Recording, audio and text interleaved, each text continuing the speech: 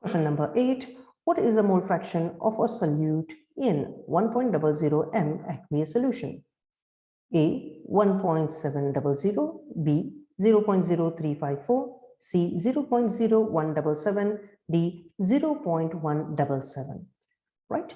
So first thing that we need to understand is 1.00 molar. It refers to the presence of 1 mole of solute in 1 kg of water. So this refers to 1 mole of solute in 1 kilogram of water.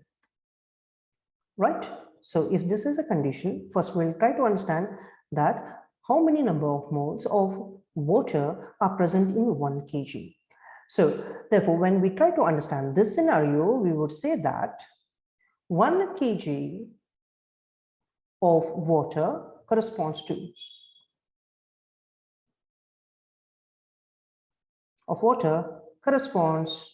to 1000 gram divided by 18. 18 is the molecular mass of water. Okay, so therefore that would result up to 55.56 moles. Okay, now as they have asked us the mole fraction, so therefore over here mole fraction is equal to number of mole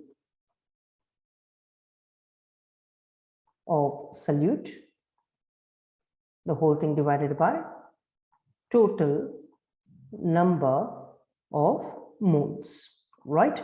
So this would be as 1 because we have 1 mole of solute, so divided by 55.56 plus 1 because this is the total number of mole. So that would give me as 1 over 56.56.